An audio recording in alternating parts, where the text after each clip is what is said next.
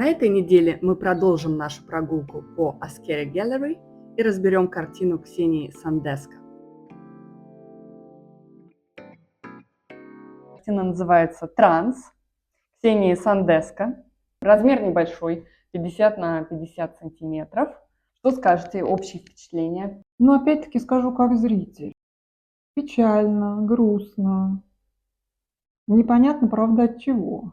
Вот эмоциональные впечатления такие. Фиолетовый цвет у меня ассоциируется с какой-то самоуглубленностью, грустью, какой-то нереализованностью, недосказанностью. Вообще фиолетовый цвет, он как бы выражает, наверное, печаль, тошноту. Вот если стены покрасить в фиолетовый цвет, то есть не захочешь, тебя стошнит. И вот здесь вот отсылку к унитазу я вижу. Ну, по поводу транса я могу сказать, что да, у меня ассоциации не с трансгендером, а ассоциации просто с тем, что девушке явно плохо. Это вот темные тона, они углубляются к низу, видите? Светлый более вверх, низ более темный. Ну подождите, а вот если, допустим, покупатель, коллекционер хочет себе напомнить, почему не надо вдаваться во все тяжкие, и вешает такую картину. Можно сказать, что картина выполняет некую социальную функцию. Возможно, это даже какая-то вот ее миссия этой картины. Что Вы знаете, я считаю, что все-таки первое впечатление от работы у нас идет эмоциональное. Эмоциональное впечатление тяжелое. То есть вот этот давящий фиолетовый цвет, когда мы мимо проходим, его постоянно видим, создает ощущение вот такого вот какого-то негативного фона. Вот как будто ты видишь постоянно тучи, темное небо. И уже потом у человека включается анализ и мысль. Мысль у меня начнет работать, а почему плохо? А из-за чего плохо? Но это уже второй вопрос. Первое впечатление тяжелое, вот просто она депрессивная. А если говорить уже более с профессиональной точки зрения, как вам композиция? Композиция, ну, в пределах нормы, работа сделана реалистически. Единственное, что я вижу здесь налет все-таки фотошопа явного.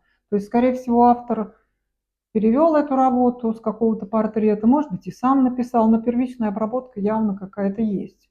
И она причем не прикрыта, а так вот специально, может быть, даже сделана.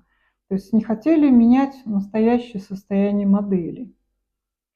Я вижу в работе крест. Вот, допустим, вертикальная линия носа, шеи создает крест к линии плеч. То есть это еще усугубляет вот это композиционное впечатление тяжести. Какую-то тяжесть автор хотел показать. Ну вот какую, это вопрос как бы к зрителю. Зритель каждый раз будет ходить и отвечать себе на вопрос, а что же я сделал не так, а почему мне плохо, а почему мне дискомфортно. И опять-таки я скажу, что эта работа не привнесет в дом обладателя этой картины какое-то счастье, какой-то позитив, потому что она постоянно будет человека тыкать носом в то, что вот есть вот низший астрал, который надо чем-то заполнять. Ну вот есть мнение, что современное искусство, если это искусство, оно должно затрагивать какие-то струны души, оно не должно быть декоративным, потому что если оно декоративное, то оно как бы уже и не искусство. Вот с этой точки зрения выходит, что все-таки художник творит искусство, если оно, может быть, привносит негативные какие-то эмоции, но что-то затрагивает. Возможно, что здесь есть какой-то посыл, но с точки зрения все-таки профессионального исполнения, мне кажется, работа не дотянута.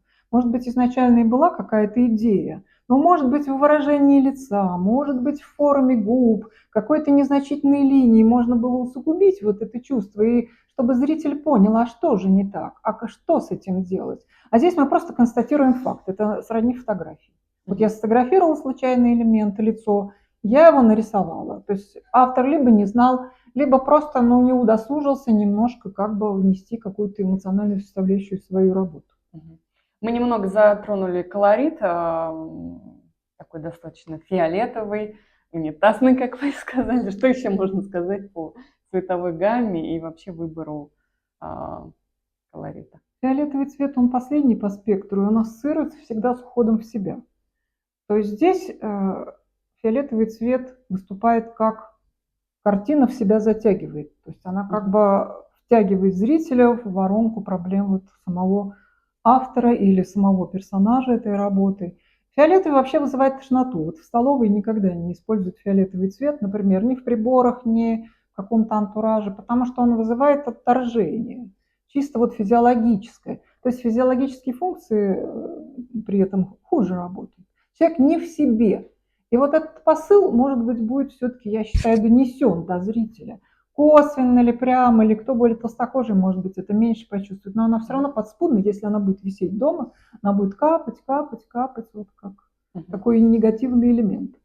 А пробудет ли она мысль? Ну, вопрос большой. То есть здесь первая все-таки нагрузка в этой картине идет на эмоциональный фон больше, а не на мысль. Мысли здесь как таковой нет. Вот плохо мне и все, вот мысль.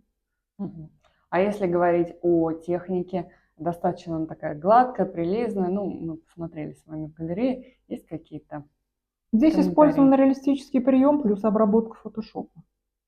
Ничего больше. Ну да, но обработка-то была в процессе создания эскиза, в самой работе, полагаю, наверное, все-таки Классическая реалистическая живопись. Ну, я бы не сказала, что это академическая, потому что здесь все-таки свободно цвет трактуется, изменяется цвет живой натуры.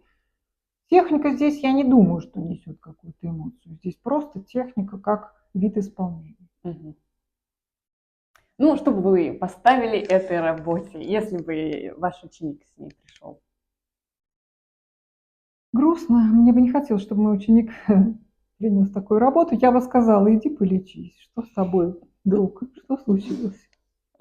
Знаете, сколько она стоит? Ну, Ну, не буду гадать. 250 тысяч рублей стоит вот такая небольшая картина. Кому интересно, Askeri Gallery, Патриарших.